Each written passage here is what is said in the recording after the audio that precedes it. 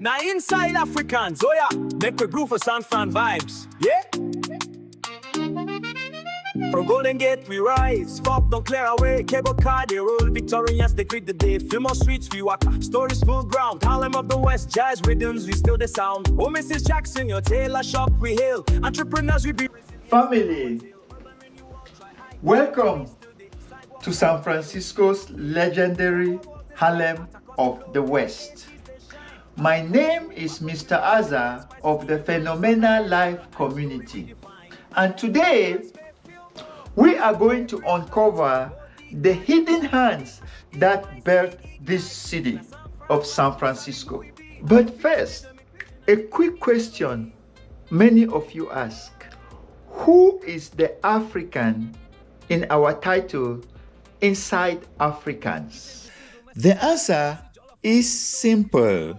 On Inside Africans, Africans embraces everyone in our global family, people on the continent and the vast diaspora, Black communities in the Americas, Europe, Asia, Australia, the Middle East, wherever the ancestral drumbeat echoes.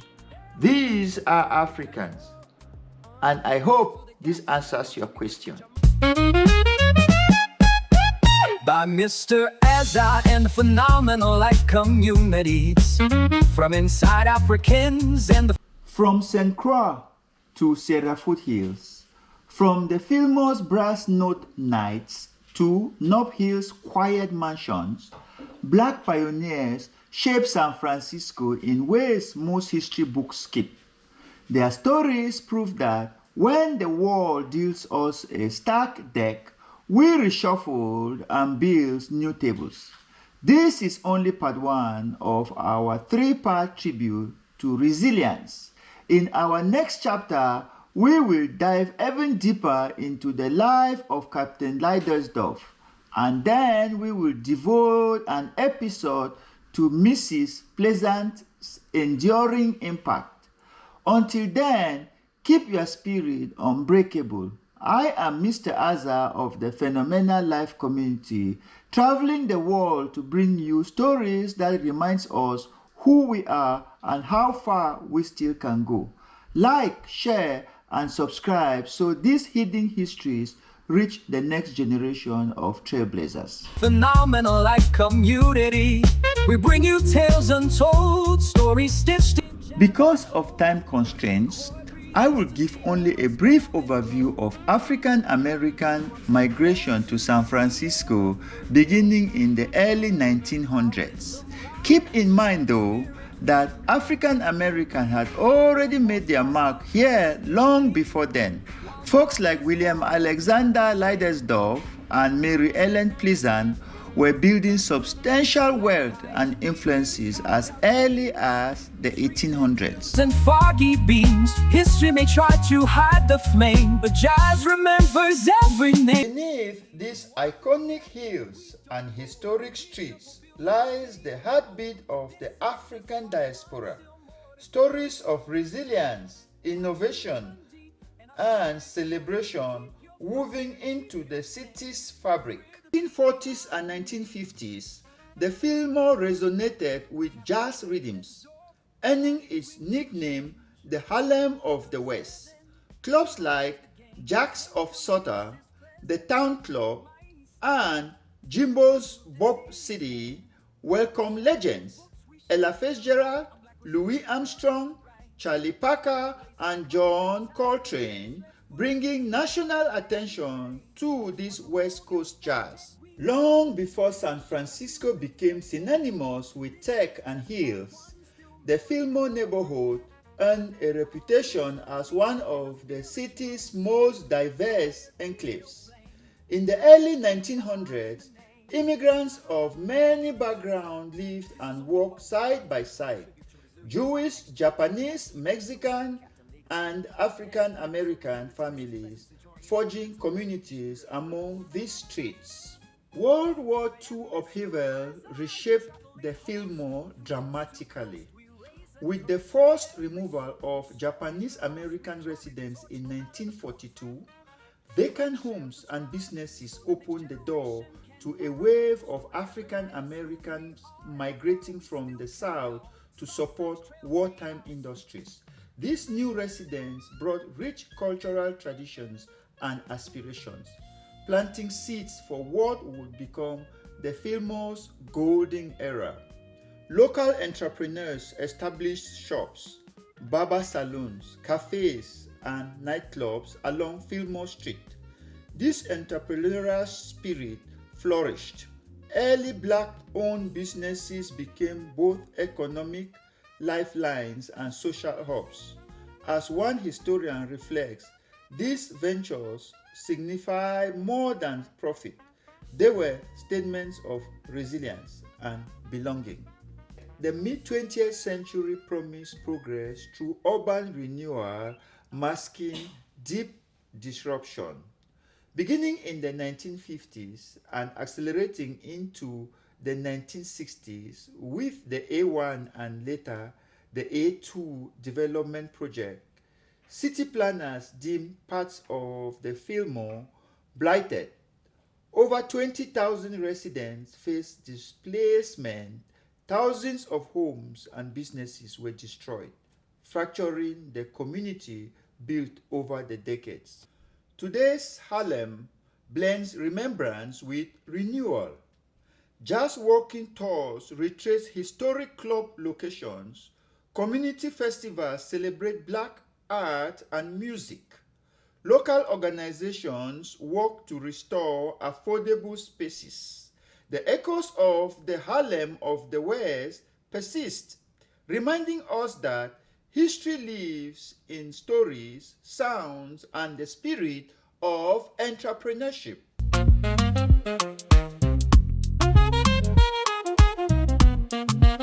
Make we dance for Fillmore. While digging into this story, I rang my friend Nancy Gitoito, a long-time San Franciscan, to see if she would give me a guided tour. Not only did Nancy say yes, she brought along Privet, a walking encyclopedia of the city's hidden history. So here we are in Fillmore, standing beneath the eucalyptus of Mary Allen Pleasant, planted since the 1800s. African American ingenuity shapes streets most locals walk every day, yet few know their origins. In part 2, meet Captain William Alexander Leidesdorff, 1800s, shipmaster, Mexican vice consul, and millionaire whose vast rancho became the modern city of Folsom today. Finally, part 3, we will visit Mary Ellen Pleasant, the mother of civil rights in California, entrepreneur, abolitionist, financier of John Brown, courtroom conqueror who desegregated San Francisco streetcars in 1868.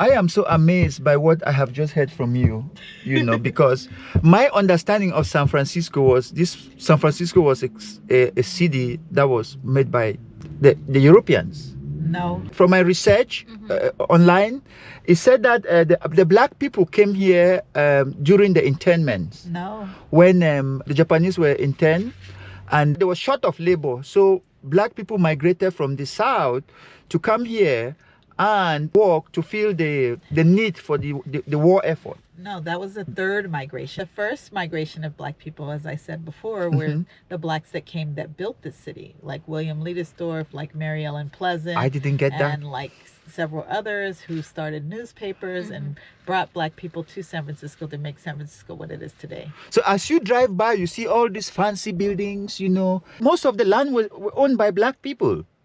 Yeah. A lot of the Victorian homes were owned by Black people, and during the time that we were removed from, during the redevelopment area or the Black removal, a lot of those Victorian homes were put on trucks and moved to other neighborhoods. Like Sausalito. Yeah, and some in other parts of the city. So when you go around different parts of the city, you see a Victorian home smack dab in the middle of other homes. 9 times out of 10, though, that Victorian home came from either the Fillmore or one of these other neighborhoods that were part of the redevelopment removal of Black, Latino, and Filipino people in the city. But that didn't happen till the 70s. Okay. So and then a lot of the ornate architecture in this city was done by Black people. A lot of people don't know that. We were still laborers. We were talented blacksmiths. We were talented woodworkers, carpenters. We owned, stores and a lot of stuff as well. We pull up to Mary Ellen Pleasant's former property. After a long talk in the car, we finally stepped out to take a closer look. This is thing that they have for her. Yeah. For all the things that she did for the city of And these 6 eucalyptus trees. And her mansion was actually on Octavia Sutter Street. Like this. Okay. Octavia and Sutter Street. We're on Octavia right now. Okay. Sutter Street is down that. She had a 30-room mansion, and if you see there are no lots next to her, she owned all of this. mansion. Yes. Who lives there now? Someone white, probably. Bell Mansion. B-E-L-L. Yes. Bell Mansion. People pass by there. Yeah, she died in 1904. So we are here in Fillmore. I guess this must be the center of Fillmore, right? No. Not necessarily. Not necessarily. The Fillmore district ran all the way to Market Street. As far as really? all the way up to Bush in California, like all the way up that way. That was how far the Black business district was. We were curious whether residents knew who Mary Ellen Pleasant was and what role she played in San Francisco. Fortunately, we ran into a local out walking her dog who was happy to chat. What happened here? Yes. Awesome. Yes. That's what we're talking about. Hello. Really? How are you? She owned wineries and stuff like that. No, she was a woman ahead of her time, and God bless her. She's one of my heroes. So what's your fun fact about Mary Ellen Pleasant? She's a badass. Yeah, I liked, they described her as a woman who shot first, asked questions after, Yes. So that, yeah, what a phenomenal woman. So I feel very honored to live in this neighborhood and to know that she was here. So I feel like her spirit lives on. Yes. And if you do the ghost tour, they will tell you. She was just talking about her ghost is still here as well. Yeah, I had that. She showed up. Yeah, I had some people are saying like she sits here. Sometimes she's shown like just walking around here. Oh, really? Yeah, and of all the things, I mean, she did so many things, but I'm so grateful that she planted these trees. So, yeah, I enjoy them every day. So, Yes. Anyway, well, welcome to the neighborhood. Thank you, Glad to have you here. This is Dottie. Hi, Daddy. After visiting Mary Ellen's former property, we made our way to a monument honoring another remarkable African American, William Alexander Leidesdorff, the son of an enslaved woman and her owner. Yeah. A proud black man He was one of the founders of the city of San Francisco. One of the founders of the city of San Francisco. You cannot find a street in San Francisco with the name Leidesdorff. There's one street. Oh, there's one Fifth street. and it's only 1 block long. Leidesdorff, okay. Oh. So it's only 1 block. Look at that. Look at this. But look at the person who stole his wealth. The white guy. He has Folsom Street. I think Folsom Road, or is it Folsom Street? Folsom Street, yes. Yes, it's a huge street. You know, it almost goes down the southern part of the city. Yeah, it's a main street. This is all they gave him. From here right to there, to the street there. And honestly, he owned this whole area. But he owned this whole area. He also owned Financial district. He owned a large portion of the financial district in Chinatown. And I learned that he also owned the city of Folsom. Yes, he owned land near the city of Folsom. Wow. And then the city was later named after the person who stole his wealth. Yes. the injustice of black people in And this his this mother world. tried to sue to get the land back, but most people don't realize that black people have no standing in court at that time. We were not seen as human, and the laws on the book, which is the Dred Scott case, said that black people are not allowed to testify against white people, and those laws still were present here in California. And so the racist government they ruled against her being able to get the land back from the gentleman, and he was able to keep the fortune. So it wasn't that, he just stole the land and no one tried to get it back. The mother did try to get her son's property and his wealth back, but the judges that were racist in California at that time would not allow that. By Mr. Azar and the phenomenal life communities from inside Africans. You can almost taste the salt in the air. San Francisco is doing that thing it does. Bright sun, stiff wind, and a chill that sneaks under every jacket. My guide Bivet equals part historian and walking GPS pulls me down Market Street to show a few hidden in plain sight African American landmarks. Before long, the hills have swallowed the spot where I parked. We laugh at our wandering feet and decided to grab a ride. Then I remembered the Waymo app I downloaded back in LA a few weeks ago. Bivet grabs my phone, taps the screen, and calls it in. Minutes later, a sleek driverless car goes up to the curb, sensors blinking like Christmas. We fumble for the handle, nothing. Oh, right, you open it from the app. Tap, click, door swing. We climbed in. The hills shot behind us. As this autonomous taxi glides into traffic, we roll straight into episode 1, part 1, our journey to uncover how the black diaspora helped make San Francisco the city we know today. Or agent at any time. In the rare case of an emergency, the seatbelt fastened and remain in the car. Wow, look at this. Finally, relax and thank you for riding with us. Cisco and Waymo. And where we're going? And how it recognizes And how we recognize another car that are passing by. it shows the people in blue. San Francisco? No, every blue moon. So do you prefer, I prefer Uber. You prefer? Yes, Uber's cheaper than Waymo. But why would Waymo be more expensive? You have to realize Uber's been around for almost 2 decades now, Yes. almost. Select cities around the world, so their Yes. income level is so it's the same way Uber used to too, remember in the very beginning? Yes, And yes, then as yes. it became more popular, more cities, and it expanded and it got cheaper. Wow. Wow. So I think that they need to go back to their pricing model to get more people to do Uber Pool, because I would do Uber Pool if it was cheaper for everyone. This is the future of about 5 years ago I was predicting that one day there will be no need for you to have a driver's license. Because very soon we're going to be able to buy cars like this. Yeah, but the problem with this is it still has a lot of bugs. People don't realize this because Waymos are set up to give extra safety. So if you look at the spacing between us and the car in front of us, it's a lot more than what a normal driver would have. Yes. So when traffic, Yes. and then Waymo will finally go around. But Yes. that's one of the issues. And then Yes. some Waymos have malfunctioned and people Yes. have gotten trapped in Waymos. As you know, there's been people who have called the police because Waymos have gotten stuck in the middle of an intersection. Oh, really? Yeah, San Francisco has had like traffic jams and stuff like that. The number of accidents that these vehicles, Yes. and sometimes you just have to force. Yes. If you Right here on the right, if you can see it, in that area. So they forced them to drop Riding off, so. in a driverless taxi was an experience in itself. We were hungry after the tour, so I asked Privet to find a black-owned restaurant.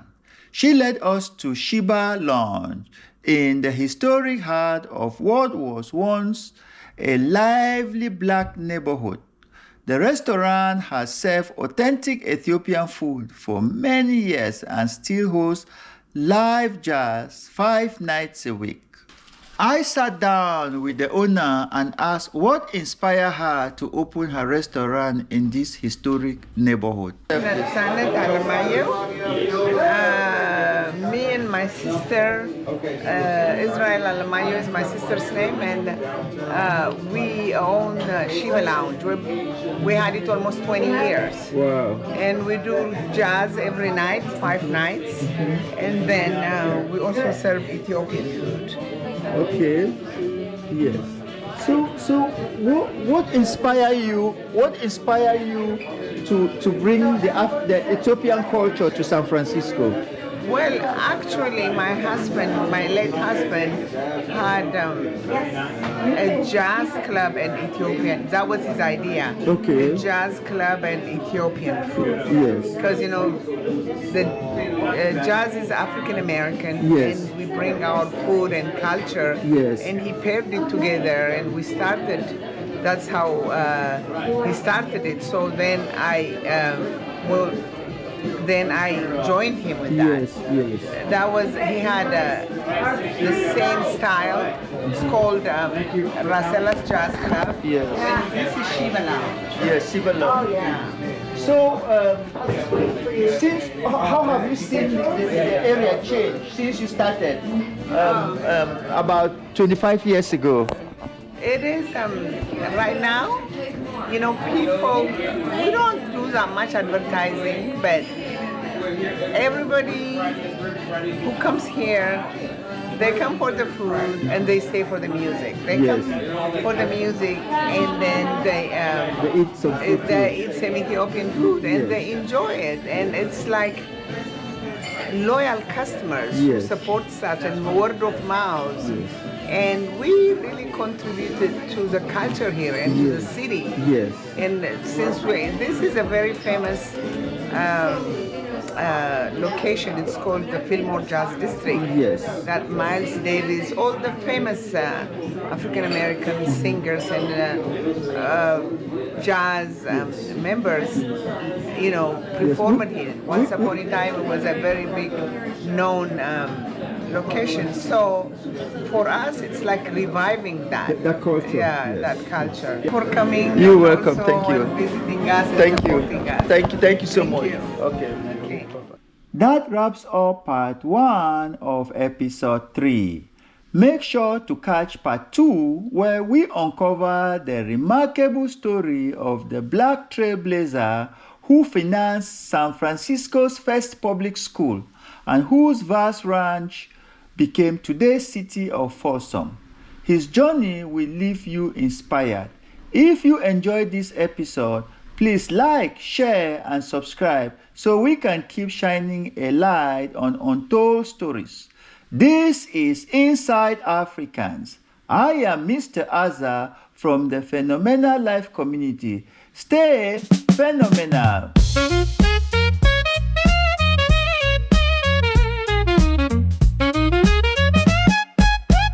By Mr. Azza and the Phenomenal Life communities.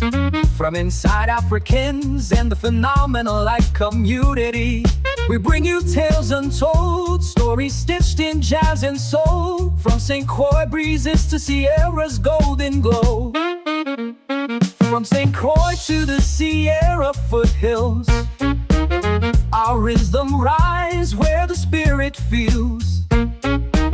Fillmore's brass note nights still sing, while Nob Hill's quiet holds everything. Black pioneers